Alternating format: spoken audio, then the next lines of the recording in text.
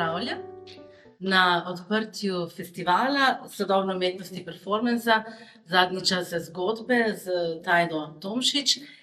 Že v začetku moram Tajdo opravičiti, ker je na Art Basel, se pravi na tem velikem srečanju umetnikov, je dobila to priložnost, tako da nekako ji bomo oprostili to, ne? In bomo nekako razumeli. Seveda pa ta festival ni namenjen umetnici, ampak seveda umetnosti nasploh, pa naši publiki. Tako da je to najpomembnejše. In veseli smo, da se je našemu povabilu odzvalo kar nekaj, bi rekli, zanimivih umetnikov. Pred nami je nekaj zelo zanimivih performansov, plesov, plesnih predstav. Prva stvar pa je zvočna instalacija Tomaža Groma. Torej, zakaj ta festival? Nahajamo se v prostoru pod Viteško dvorano. Lanskega 20. julija smo odprli razstavo Zadnji čas za zgodbe mlade kiparke, intervencijske umetnice Tajde Tomšič iz Sevnice. Namreč mi kot Posavski muzej Brežice seveda pokrivamo tudi področje likovne umetnosti, vendar mogoče bolj za ta starejša obdobja, kajti samo par kilometrov od nas je tukaj seveda galerija Božidar Jakac, ki je tudi pooblaščena za likovno dejavnost sodobnosti oziroma 20. in 21. stoletja, kar seveda ne pomeni, da nismo veseli in da v naš program ne uvrščamo tudi več ali pa druge sodobne prakse. Ta prostor pa je prav poseben, bi lahko rekli, ker je to en del, ki ni obnovljen, ki ima en tak svoj zanimiv značaj, ki je pod to mogočno Viteško dvorano ustvarjen na začetku 18. stoletja. In seveda ta prostor lahko nudi tudi nekaj več svobode pri njegovem soustvarjanju. Tako se ga je lotila tudi Tajda Tomšič. Nekako je povzela oziroma je povezala tisto, kar je tudi njej ljubo, to se pravi, to so te elipse, to je ta ovalna forma, ki jo najdemo tudi v Viteški dvorani na stenah. To so potem seveda tudi zgodbe iz mitologije, na primer ta sirena, ki je meni zelo všeč, pretresljiva. Zdaj, če bi zaprli vrata, mogoče Nadja zabolči do vrata. Se mi zdi, da je zelo pomembno, da vidimo tudi ta odsev. Poznamo to zgodbo, seveda ona s svojim petjem, svojim glasom, svojo lepoto privablja mornarje in jih nikoli več ne spusti. Potem recimo ta meduza, ki je tako lepa, ampak se ne sme pogledati v ogledalo, seveda, ko se pogleda okameni. Tako da nekako tudi ona povzela en naslon na preteklost, se pravi na antične zgodbe, na mitologijo, ki jo je upodobil tudi Frančišek Karel Rem zgoraj in seveda popolnoma tudi drugače oblikovala ta prostor. Vesela sem, da je danes izšel tudi tam mali katalog oziroma brošura razstave, tako da to si lahko vzamete, da smo tudi to uspeli narediti dvojezično in pa seveda, da nas bo skozi program peljala tudi ta skromna programska knjižica. Zdaj pa kar k našemu prvemu gostu, ki ga tudi žal ni, to je Tomaž Grom, ki je poslal oziroma pripravil v času pandemije že en tak projekt, ki je takrat imel naslov Bojazljiva rit redko spusti vesel prdec, pa je potem to preimenoval v ta veseli dan kulture. Tomaž Grom je kontrabasist in skladatelj, ki dojema glasbo kot medij komunikacije, ne kot estetski užitek. Mogoče, če kdaj kaj pogledate ali pa tudi, če ste spremljali, ko je prejel nagrado Prešernovega sklada letos, se pravi, se ukvarja veliko z eksperimentalno glasbo in seveda skozi to tudi brezkompromisno dreza v aktualni družbeni prostor. Pravi, da je glasba zanj iskanje za nepojasnjena vprašanja oziroma ostajajo še vedno nepojasnjena, pretaknjeni zamisli in negotove situacije.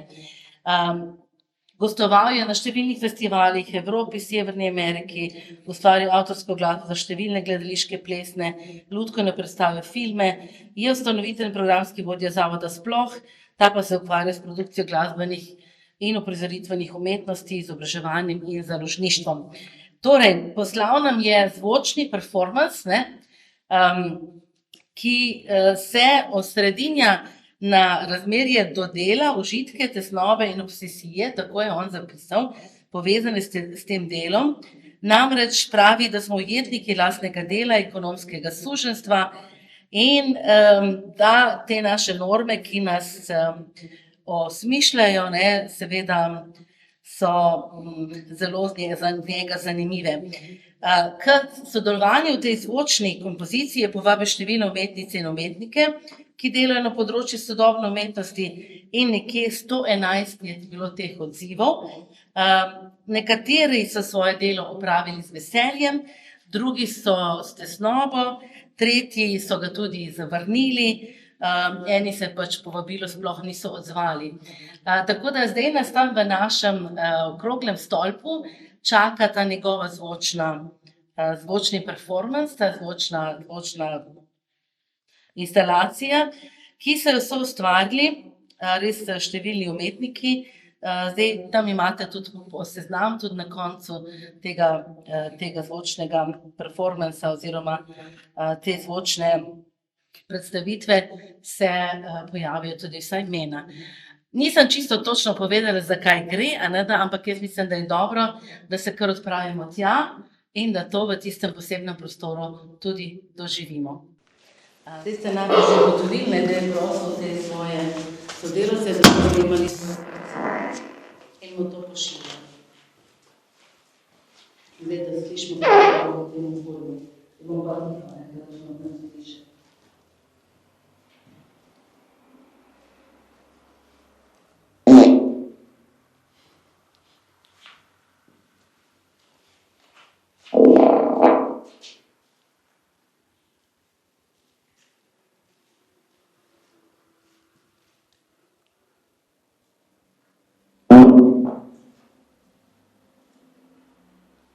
Da vidite bratno, zelo zanimivi komentarji. Tudi da nekaj noter tisti, ki se želi.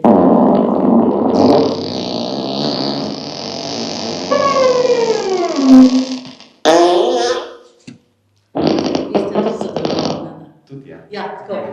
Sam ne vem, kje je moj.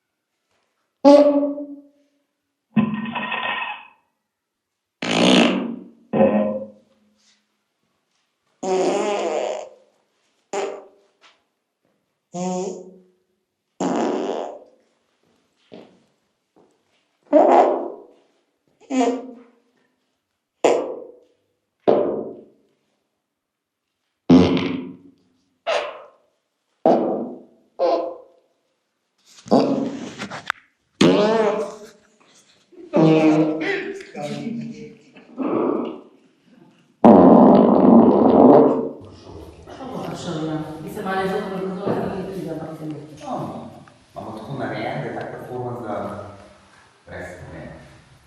Še enkrat se bo pozdravljeni. Moj oče je rekel, da je v življenju dobro imeti vizijo, nek načrt poti in da se za vsako pot fajn zdi dobro pripraviti. In s temi dobrimi besedami je zdaj nekako odpremil svojo predstavo. Zdaj, kakšen je plan za danes, v tem poskoru? Tukaj danes jaz planiram v tem uvodnem delu stopati na tisto stopničko, del teksta začeti že tam, svojo zgodbo, potem nadaljujem tudi na tisti stopnički, potem se sestopam, se skotarim do tega nahrbtnika, nahrbtnik si oprta na ramo in se potem plazim od markacije do markacije. In na eni markaciji vas pozdravljam. Dobar večer. Oziroma, še danes še dobar dan.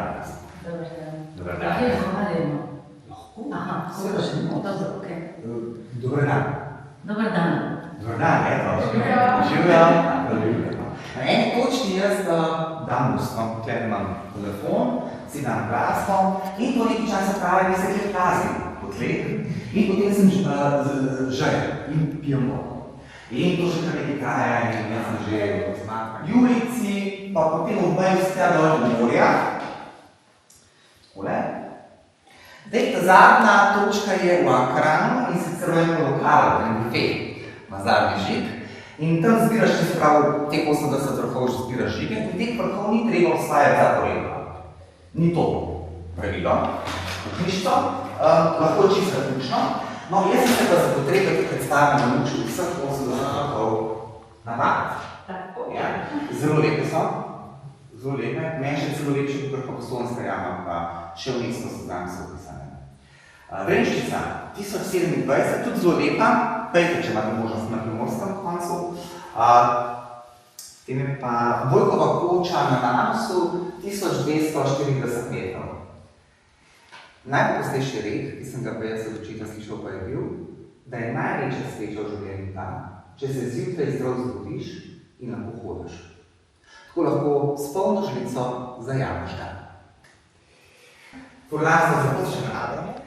Belko vrh 1051 metrov, no tukaj pa tudi ni koče, tu je pa samo ena taka klopca zraven s polizico, no ga še še dnevno ali pa ga če popiješ. Koča na Ermanovcu, oziroma ne, koča na Ermanovcu je. 968 drži. Sva se skočila na eni klopci in oddaleč gledala hribe v daljavi in moj oče rekel, šlo po tisti hribi, tisti so pa pravi hribi.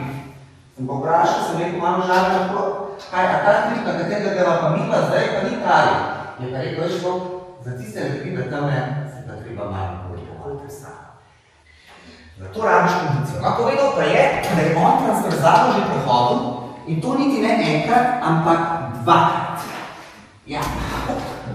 Zdaj pa mene zanima, dom na Komi, 1520, ali pa koča pod Bogatino 1513. Ajde mogoče dom na Komi, koča pod Triglavskih jezerih 1685 metrov. Tam te pa gleda.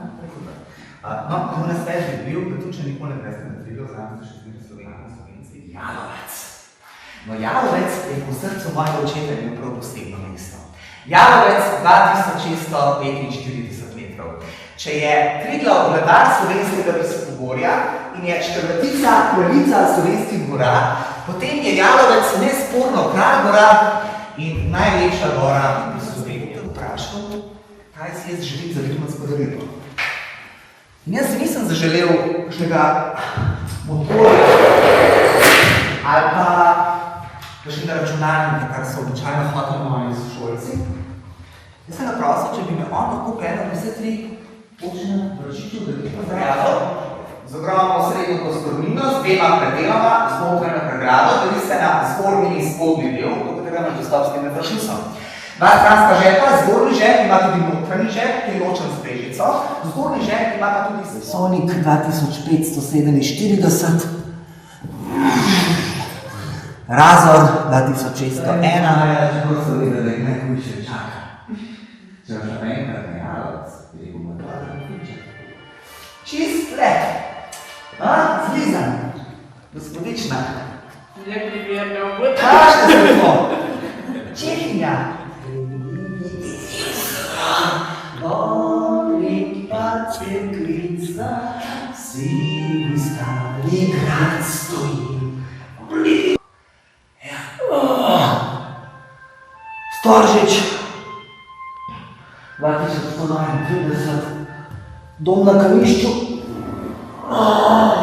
1534. V gledališču smo. Gledališče smo, daj mi. Hruškot. Januka. Ej, a te lahko tebe pa kličem kar Mojca? Lahko. Ej, Mojca, a bi mi dala tlele še eno škatlico, veš kaj imam zadnji cigaretno, ni tleka izkaz najdla tole, ja. Eto, daj mi ga. Hvala ti. Ej, zdaj pa en del, ki v tebi zelo všeč, veš. A da paš grevše? Ne, to na Ramo smo v gledališču, še bolj smo zdaj. Bo piska. Ej, ni treba, hvala, pa en del bo pa zdaj prav tebi posvečen. Ja, zdaj se pa lahko sedeš. Dajte takole, le malo. Samo malo. Jo, kar dam? Dobro. Je res prva pomoč. V redu? Super je. Ej, Klaudija, a je v redu? A je zdaj Čiška kuča na spodnjih ravnih 1542?